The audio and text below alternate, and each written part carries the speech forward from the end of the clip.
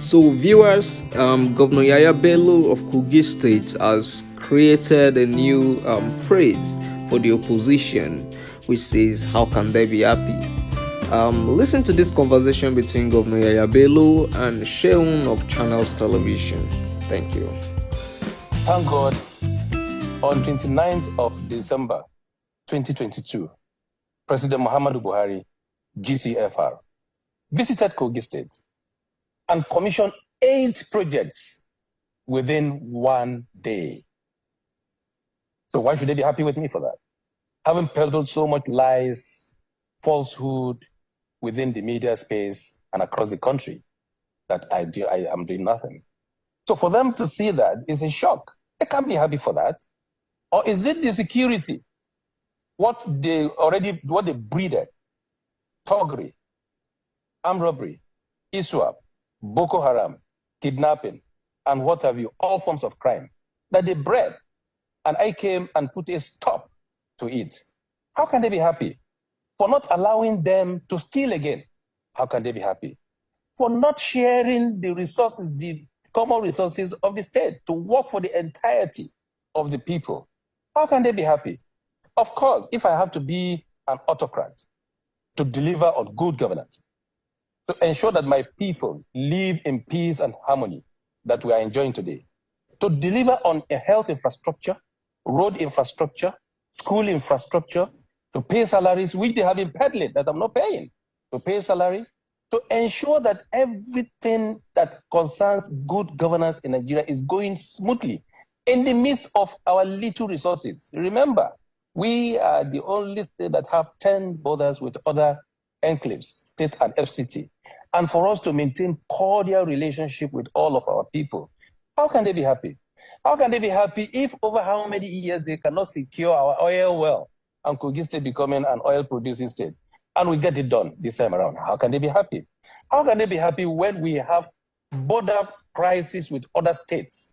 And under my watch, under my administration, we are having wonderful relationship with all other states across this country. How can they be happy? How can they be happy when Kogi State was never known in the Nigeria politics or map before? But today, you mention Kogi State, you know that that is a state to reckon with. How can they be happy? I think if they can continue to be sad while the citizens of Kogi State are happy, I will be too happy to continue to be that autocrat. 8 state projects commissioned within 1 day because of Mr. President's limited time. It's not the only project that we have executed in Kogi State. There are plethora of such projects that has been executed in Kogi State. And I think we have put them online. The opposition are too lazy to even make research and see exactly how we've been able to perform. They are too lazy to even make a research and go to our website and make other researches as to how World Bank have rated us as first consecutively for over 3 or 4 years in terms of prudent management of resources, transparency, and accountability. So I asked the question about the projects. And so, because, I mean, the essence of government is not only to deliver projects, it's the general welfare interest of the people. So the cost of the political economics of the projects are very critical. And there are those who will say, if Governor Bello actually had done anything, let him list at least 10 of those things that you have done. And can you also tell Nigerians tonight that those projects that are being executed, the major ones, they are done within the confines of globally acceptable cost of implementing these projects, as against the criticism that you spent way beyond what is necessary to be spent on some of these projects? Let me just give you 2 examples, and I will leave the rest to the lazy ones to go and make their research.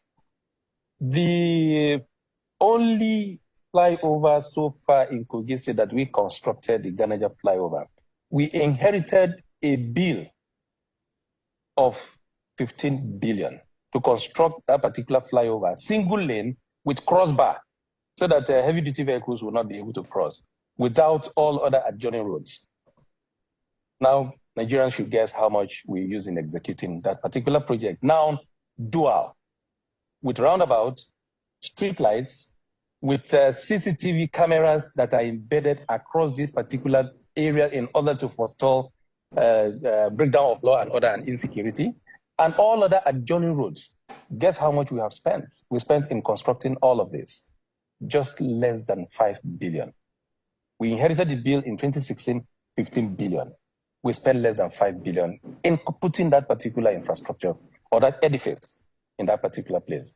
So now compare that particular, people should come and visit. Those in diaspora who has never visited Kogi State, ever since we confined them to political dustbin, they should come back and come and evaluate and look at that particular project, look at the quality, and go online and verify. These particular costs are contained in our financials. Like I said, how will I give you the luxury of teaching you when you could even go and make your research? Then that particular first ever hospital, as far as Nigeria is concerned, and Africa and all of its equipment over there. Nigerians might be thinking we have spent how much, so much in that particular project. That same edifice is within 5 billion as well. So it will shock everyone how prudent we cost, we supervise, we monitor, and deliver on all of these projects. And then that particular hospital, that particular hospital is just 1 out of 5 in Kogi State. 1 out of 5. So, Governor Bello, let's move quickly.